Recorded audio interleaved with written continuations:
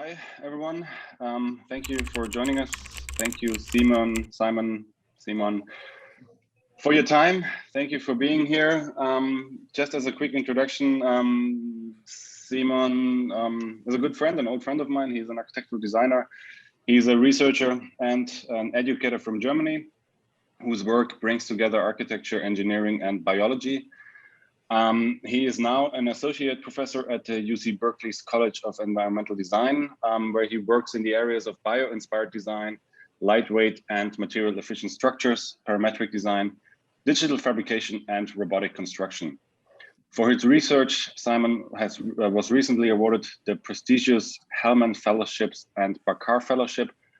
Before coming to UC Berkeley, Simon was project manager for the first ITKE Research Pavilion 2010, which I have already mentioned earlier during our talks, which won the detailed prize and was nominated for the Mies van der Rohe Award.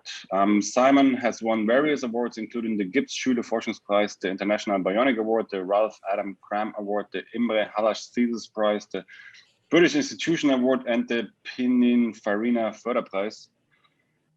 Awesome, so many awards. During his surprised myself. Simon was a recipient of a merit-based full tuition scholarship at MIT and received grants from the German Academic Exchange Service, the DAAD, and from the prestigious German National Academic Foundation, Studienstiftung des Deutschen Volkes. His talk today is entitled Designing Flexible Structures and Mechanisms for Architectural Applications. And it is my pleasure to have Simon here today. Thank you. Yeah, thank you, Manuel, for the kind introduction. You already spoke about everything, so I can keep this introduction of myself short. Thank you for having me and giving me the opportunity to present myself and my work. Maybe just to highlight a few things that are relevant to my career path. As you said, I'm right now associate professor at UC Berkeley, where I teach in the architecture department. I'm trained as an architect. I studied architecture at the University of Stuttgart before, and as well at MIT, where I did my master's. Since I arrived at Berkeley, I'm heading what's called the Flexible Structures Lab, a little experimental group in which we're investigating elastic and flexible structures, as well as heading interdisciplinary research and teaching network called Design Innovation from Nature, in which we try to bring architecture, engineering, and biology closer together. Already mentioned that my profile as a researcher and as a teacher is a little bit unique in the sense that I'm trying to work interdisciplinary between common and related fields like architecture and structural design, but also using this expertise and know-how to reach out to other disciplines. In my case, in particular, biology, as I find this a very interesting inspiration source and possibility to contribute with outside ideas and thoughts and methods.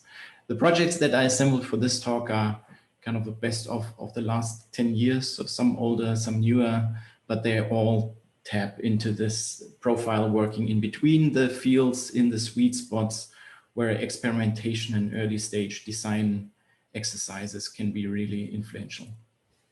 As I said, I had multiple stages in my career where, be it in Stuttgart or at MIT or now at Berkeley, where interdisciplinarity was a big thing and hands-on experimentation was in the main focus. And I really enjoyed having that as a learning environment in which I grew up, as well as providing that now on my own as a teacher. Very influential in this was my role in the very first research pavilion in Stuttgart, ITKE Research Pavilion 2010, which you see on the upper left corner of this image, which since then has really turned into its own pedagogical framework and key part of the ITKE Master's program in Stuttgart, where students are investigating a key technology or method or construction approach each year and try to manifest it into a build demonstrator of the technology, a pavilion that shows off these new techniques. So a very interesting concept for doing teaching. And I heard in your class, you're now trying to do something similar where it's moving towards a hands-on design build project. So I find this very exciting.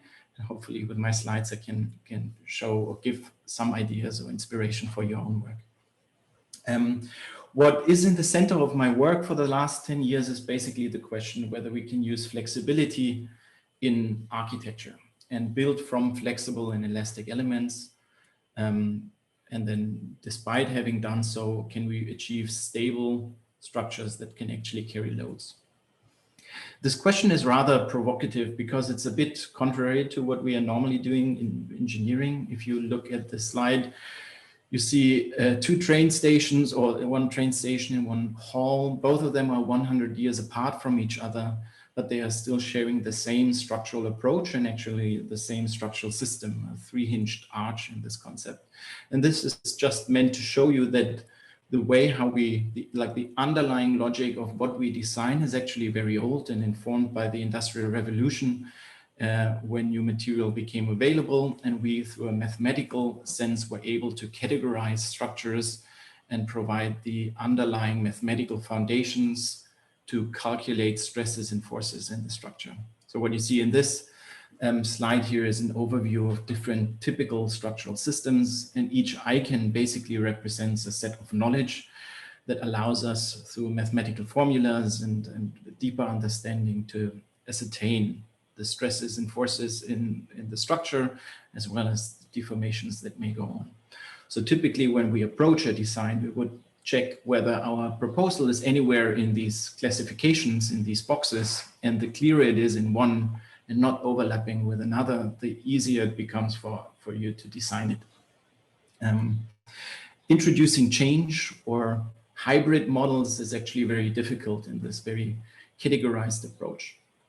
When I joined the ITKE, the Institute of Structural Design in Stuttgart under Professor Jan Knippers, I had a great colleague, Julian Nienhardt, and together we were looking for new ways and methods where we can challenge this way of thinking a little bit. And what we found particularly interesting was this graph that shows is a stress strain curve and shows different materials as they are loaded and how they behave over time with increasing load. And particularly interesting is the marked one here for GFRP, that's glass fiber reinforced polymers, which has a very linear elastic material behavior.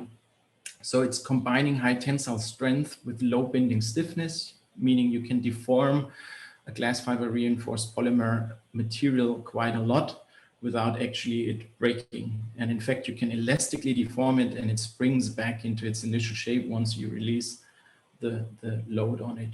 So this is an uncommon material behavior, different to many of the other materials that we are typically using, or the range of elastic behavior is much smaller. In order to show what that actually means, I usually show my students this video, right? So you have here this super thin sheet or strip of, it might be steel or it might be glass fiber reinforced polymer that is loaded dynamically and is deforming and flexing a lot, but it's actually not breaking. So it's capable of taking on these deformations without any problem. And this is quite fascinating as a material behavior. On a more serious note, I was wondering, can we do the same as the pole jumper and use this material flexibility in order to perform a task? You know, he's running, he's taking his kinetic energy to deform, deflect the rod, and then uses the stored elastic energy to be catapulted over a certain height. So it's given a function and a purpose, which is quite interesting. And then moving on, can we learn from outside inspiration sources that may not directly be related to what we're doing in architecture and engineering, how to actually design with these flexible materials and what new types of structures or systems are possible and with this behavior. So together with my colleague, Julian Nienhardt, we introduced a new category of structures, which we called bending active structures. So structures that embrace the fact of flexibility, that use bending in order to generate a shape, a form, and then try to stabilize this shape so that you can actually turn it into a load-bearing system, or maybe even keeping this flexibility alive in order to use it in the context of a mechanism where you have moving parts, but rather than making it from hinges, you're introducing bending and deformation as the technique. So why is this interesting as a proposal now? Why should we do that? This mainly has to do with the advances of computational power. That even my small laptop that I have here, that is already 10 years old, is capable of simulations like these, where you set up your geometry in programs like Rhino and Grasshopper, and then you are capable of deforming these shapes by finite element solvers or other tools. So you're actually anticipating the deformed shape of the structure based on loads or boundary conditions. And the color gradients in these simulations also show you the stresses within the material. So you can actually look into the structure itself, and depending on what the form is made of, anticipate the stresses within the form, which is pretty exciting. So our computational power has evolved, and we can use that now in order to design these shapes. A first opportunity that came up where we could test this kind of line of thinking was the research pavilion. I heard that you already talked about this a little bit, so I will keep this brief and just summarize kind of the key takeaways from this project.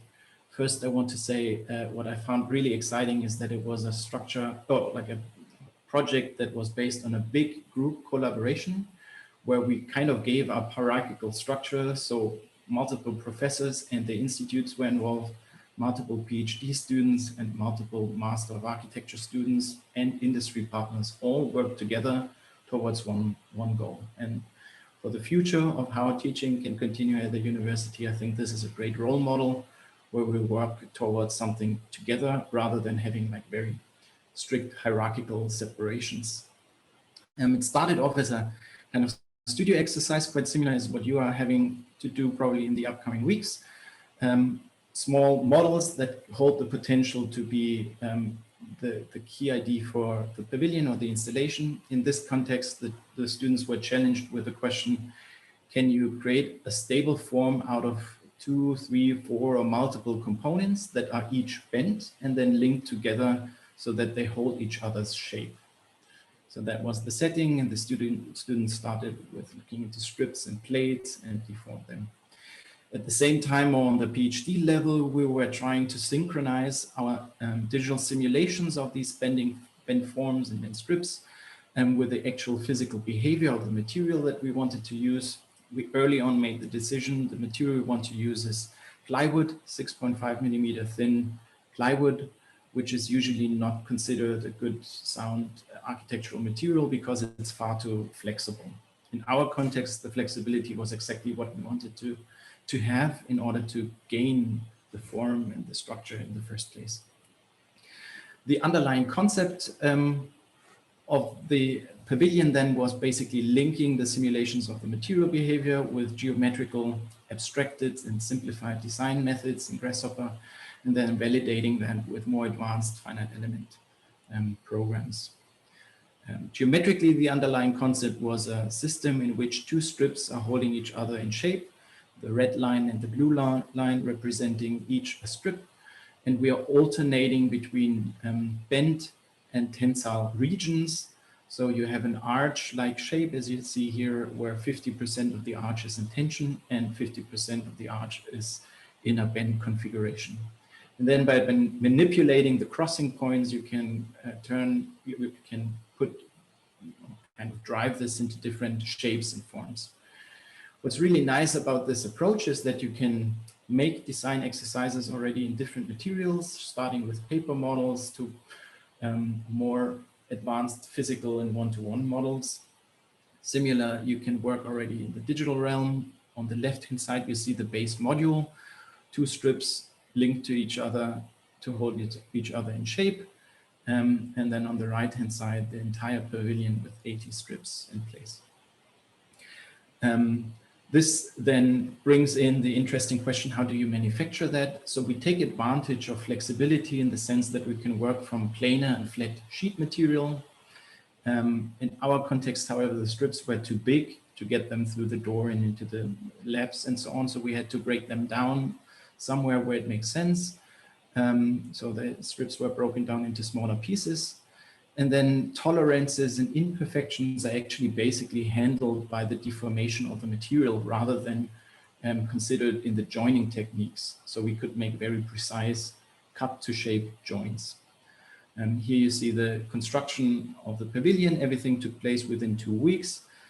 4 students needed to handle this very flimsy and flexible strip, which in itself was actually quite soft.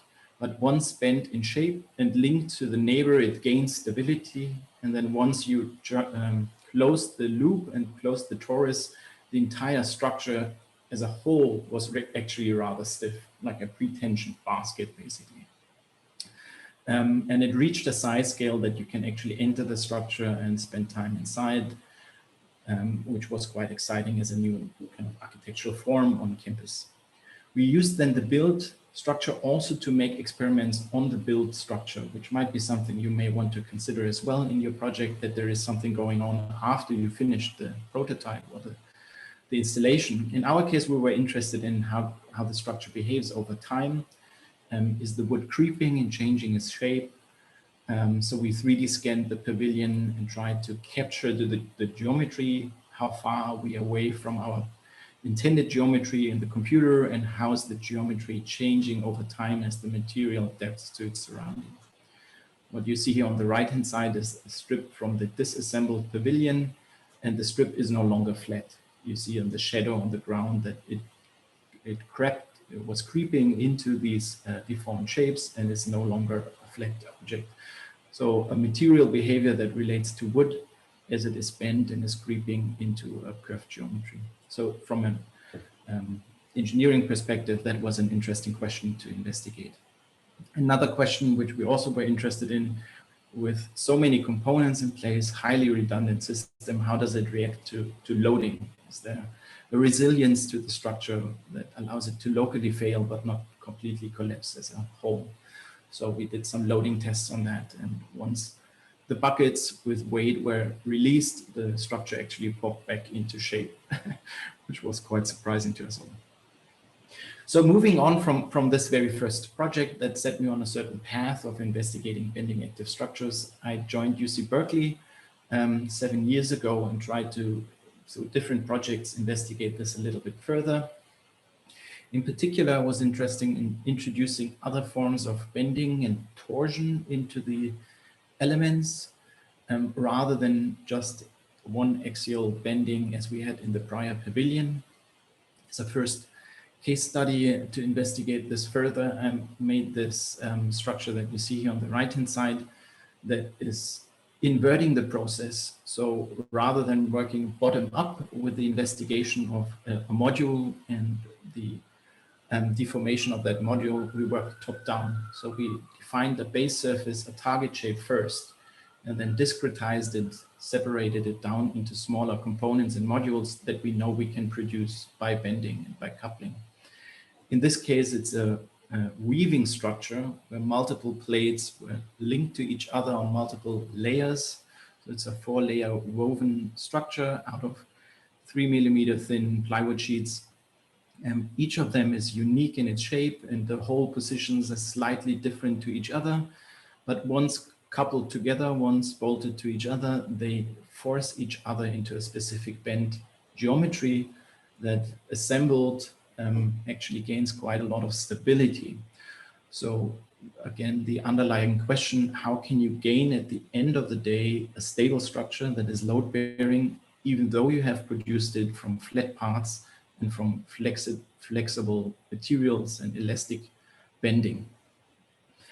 In a similar project that happened at the same time, primarily led by my colleague Ricardo Lamagna at Autodesk, we were investigating this technique in a bit of a larger scale for an arch-like shape, which is so large that this woven technique we introduced in the prior project would no longer work so easily.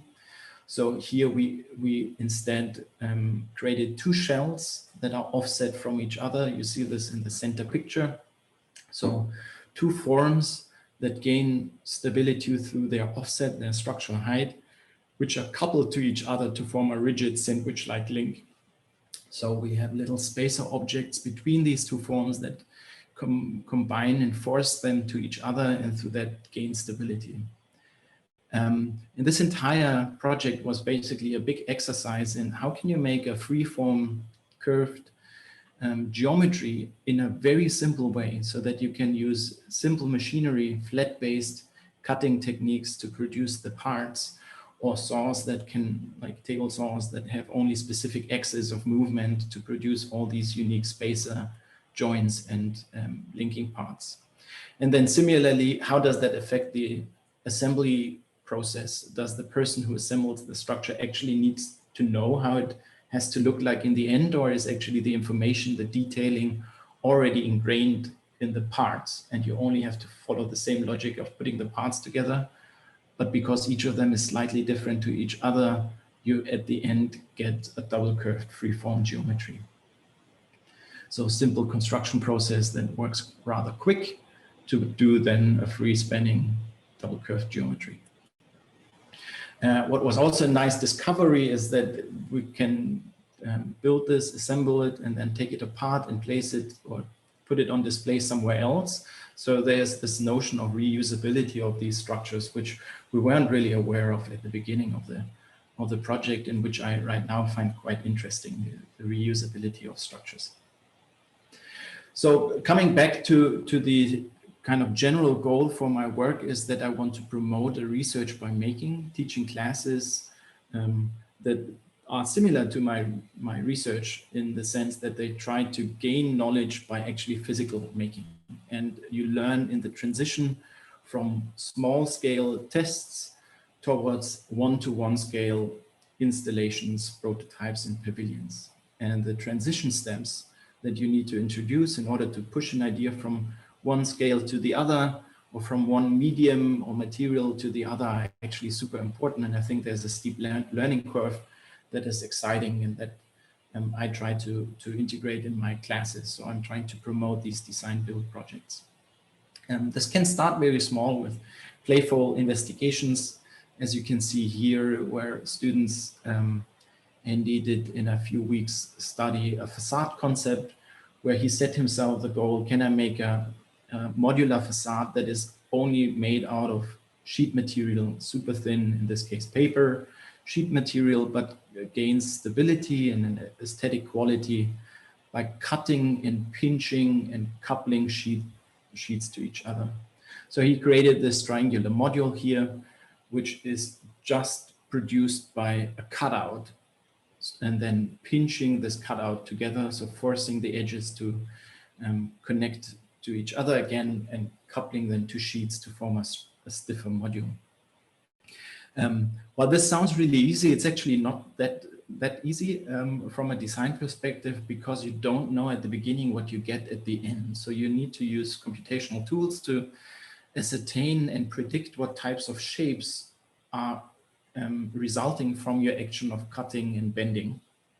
And then only after the simulation, you actually get the cutting layout that you can use to drive the hand cutter or the CNC cutting plotter.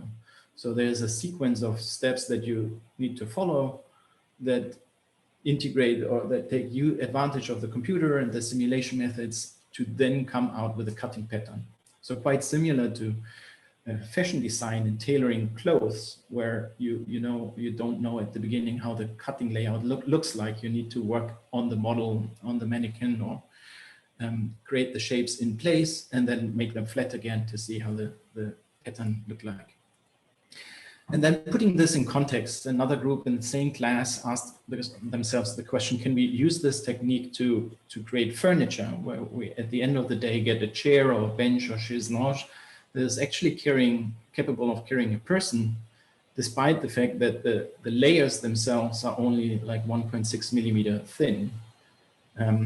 So they tested out various alternatives to cut sheets into shape and then coupling them together.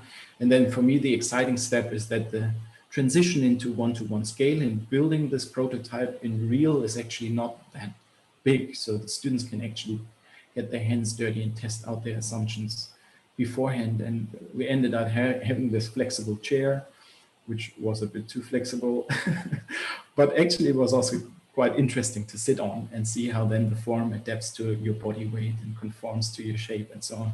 So very interesting learning exercise.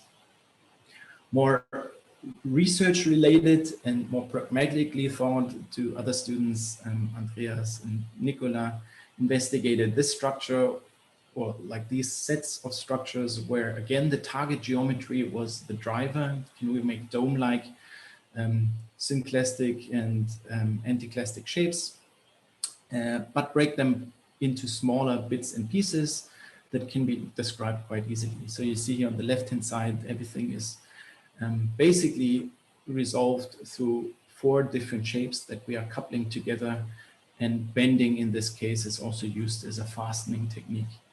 And then turning that into a larger scale of a stable structure, or one that can actually carry a bit more load. Let's see if I can play this video, jump a bit forward. Let me run this a bit. So it's the opposite approach, where we want to have a shape first, but then discretize it down to the possibilities of smaller flat produced parts. In this case, it's a multi-layer structure where multiple cones are intersecting and give this sandwich-like structure stability.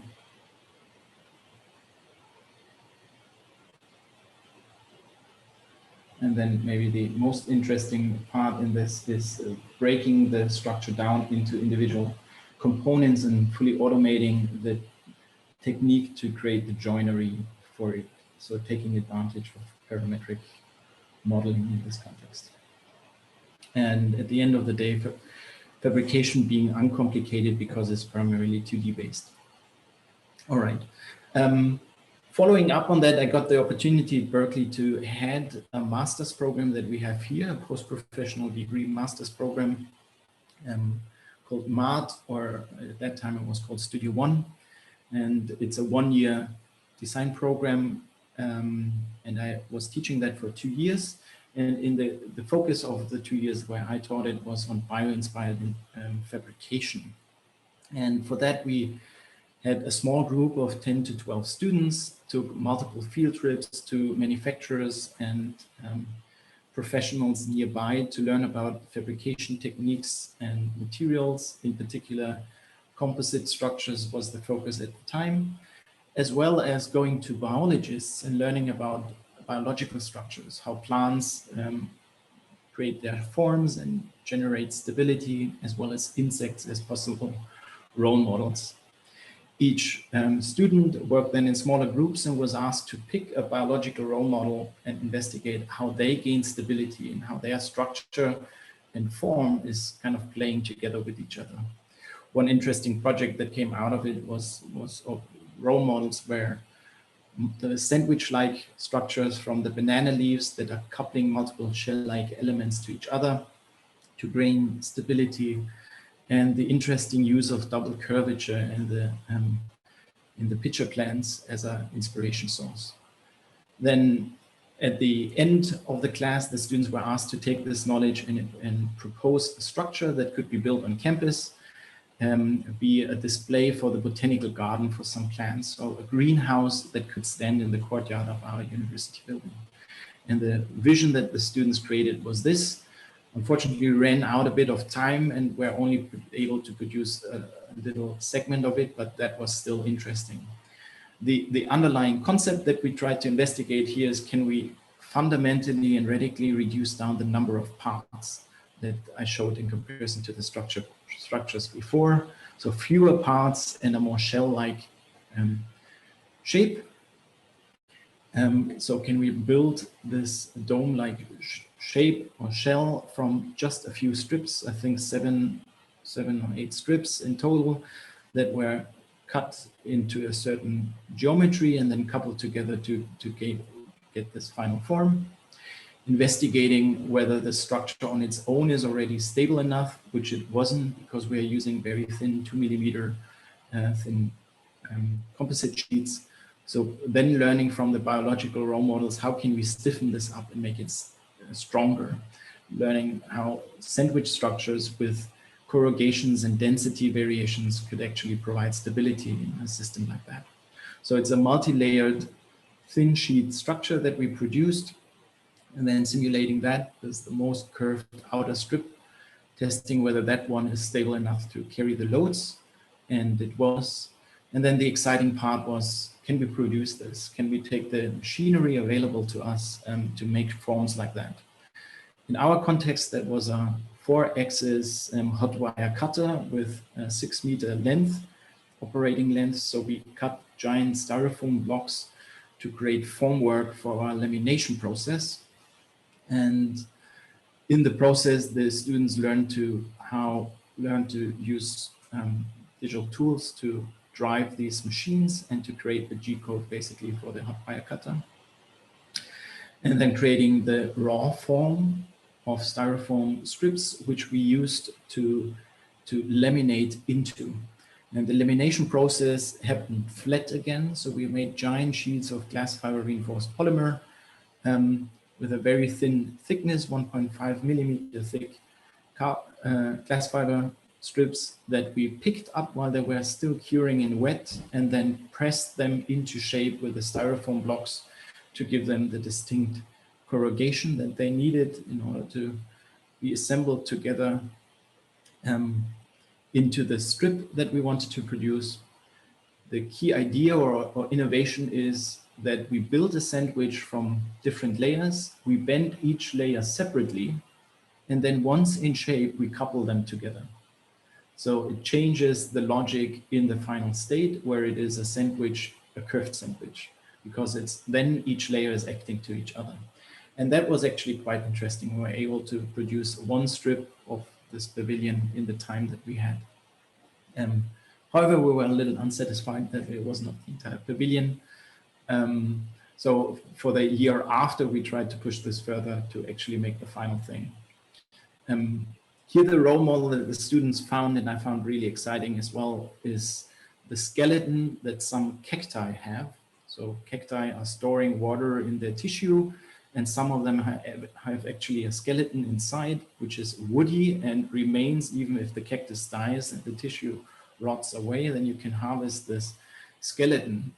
And the skeleton is actually a very fascinating object with a diverse range of geometries and densities, and has different orientations and logics. And we thought studying that is an inspirational role model that we could learn from. And then again, turning that into simplified, very abstracted simulations that are based on similar techniques. The cactus skeleton shape is probably a result of differential growth, where some elements grow longer and faster than other elements, and through that it gains its distinct shape.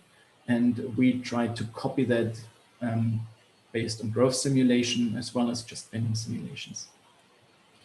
We knew at the time already the material we wanted to use, which were these black carbon fiber strips, protruded carbon fiber strips that come off the roll and that can be bent and twisted quite easily, but only to a certain degree. So we needed to find out the limitations of the material, and then how can you couple these very fragile strips to each other such that they gain stability at the end and can stand upright.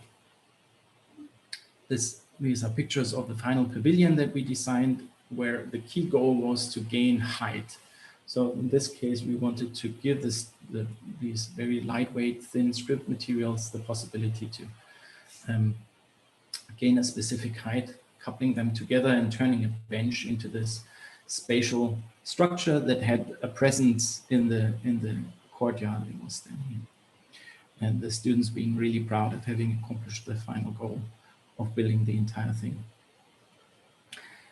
After this project, we harvested the strips. So I mentioned earlier, I found quite interesting that you can reclaim the material and do something else with it.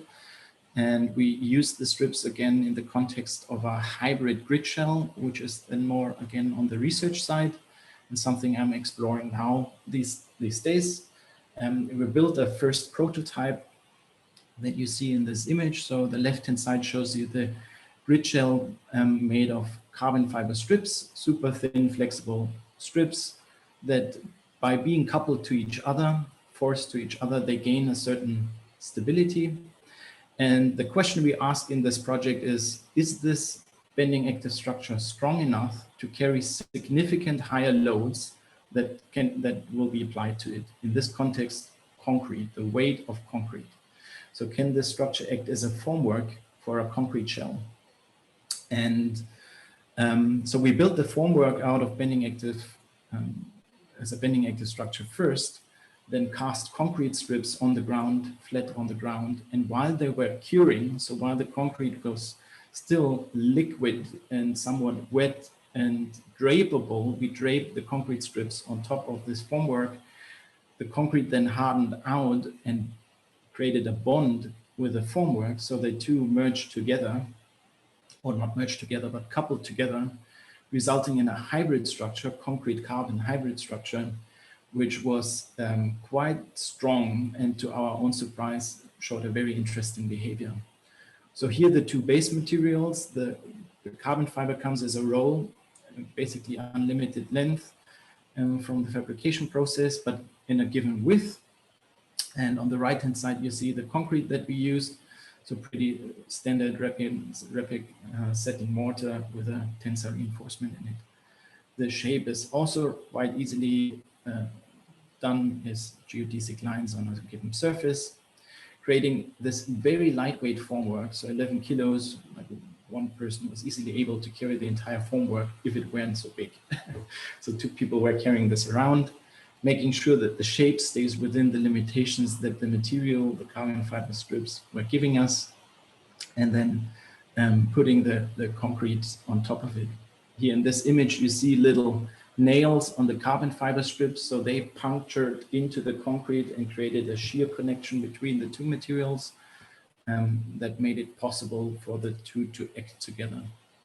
That is the final shape, a very lightweight grid shell, more like an arch, a series of arches rather than a grid, but in this case that was fine. Still very light, 240 kilograms, so very light shell.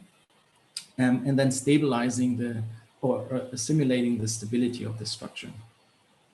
What we were not really anticipating, but became obvious once we started the fabrication, is that the flimsy formwork that is wobbly and unstable in some way was capable of carrying the very first strip. And as we applied the first strip of concrete onto the formwork, it already coupled together with the formwork, stabilized the formwork and made it stronger.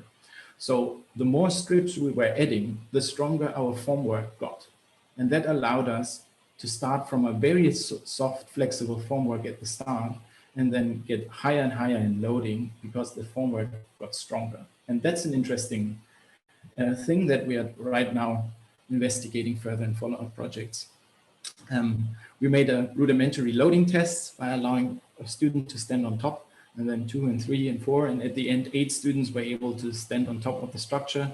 And we were surprised that it was able to do so until the foundations slipped. So the thing was not fixed to the ground, but just kind of friction-based, held on the ground. The foundation, the things that are touching the ground were moving, and then the geometry changed and the structure collapsed.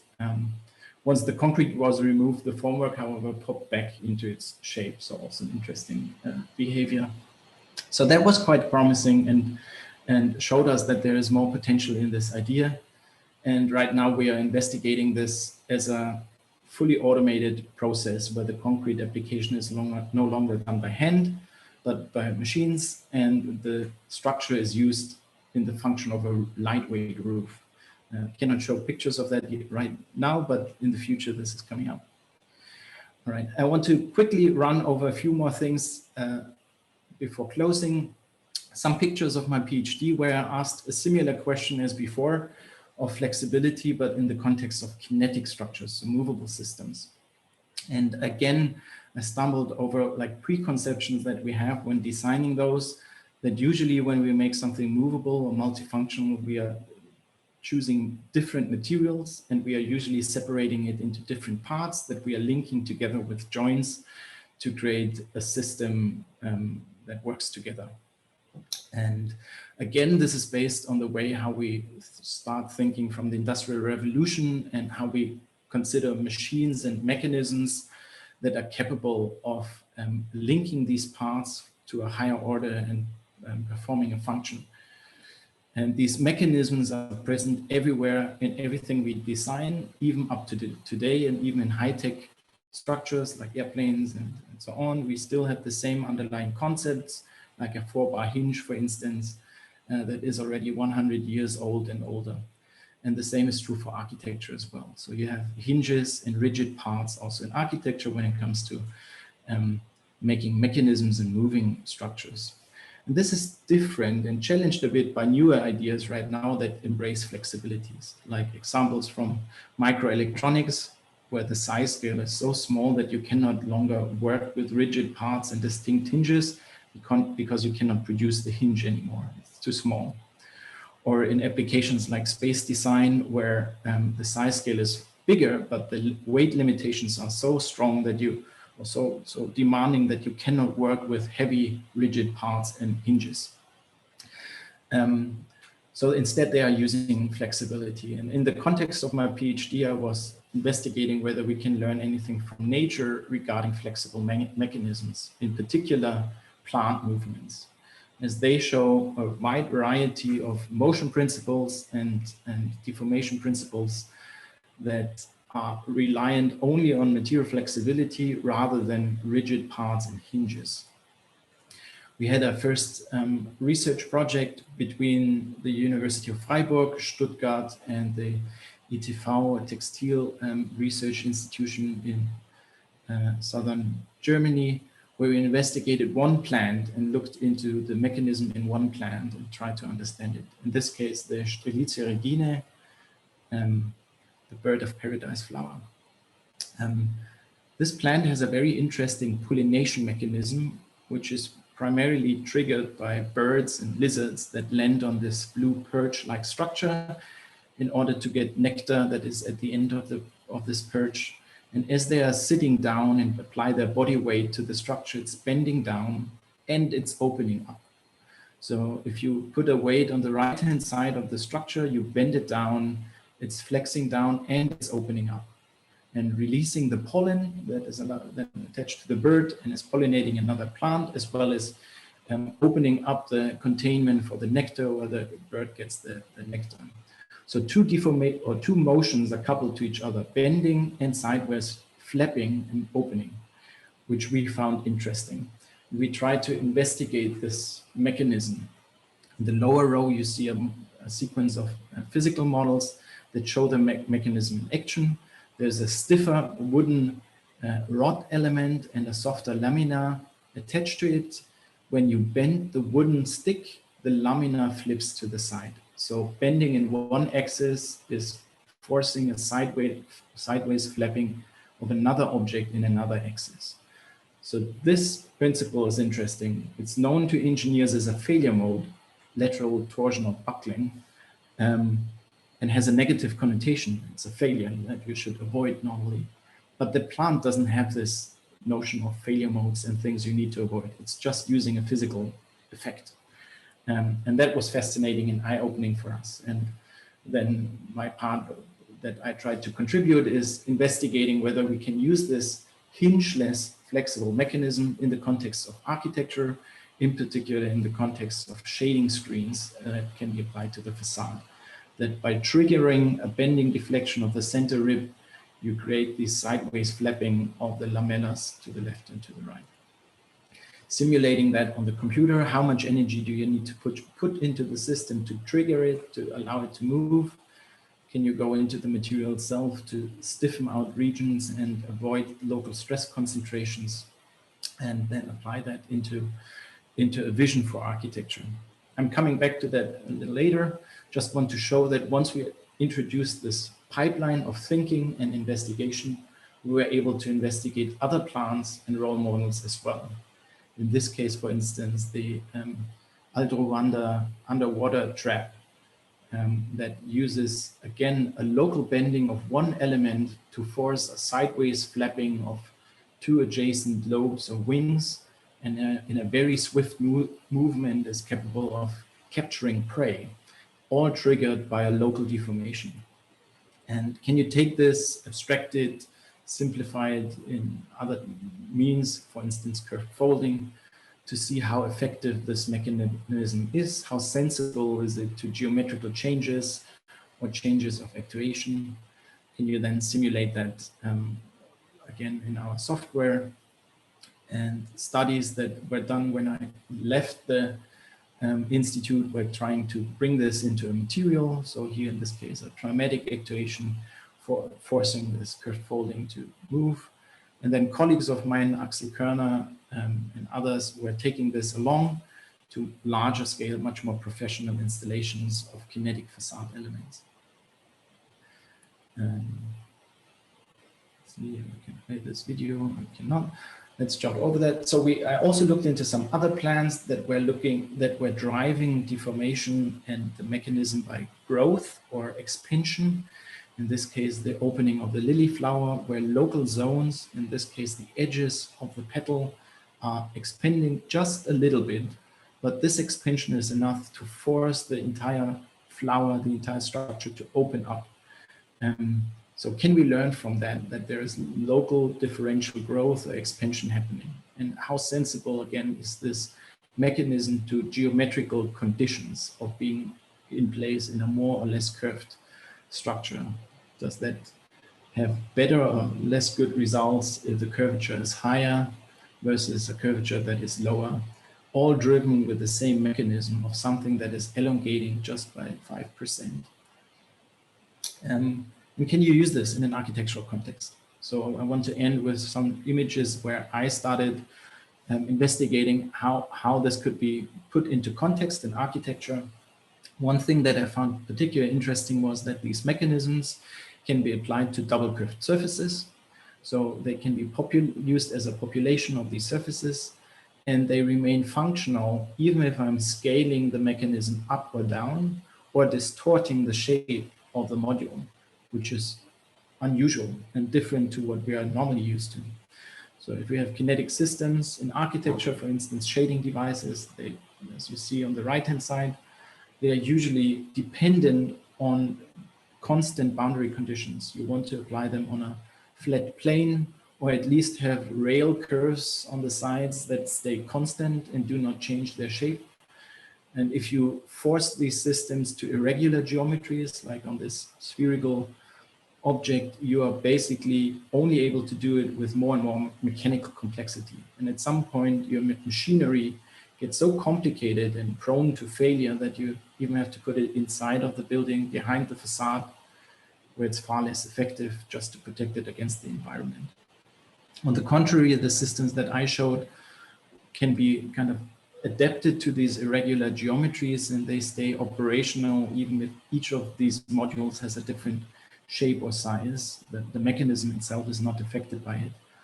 And coming back to the flectofin, so this bird of paradise inspired shading device, even that one can be taken out of this planar context and applied to a double curved facade geometry. And then even though each of them is individually shaped and different in size, the fundamental underlying mechanism that drives their deformation remains the same and remains operational, which is quite cool.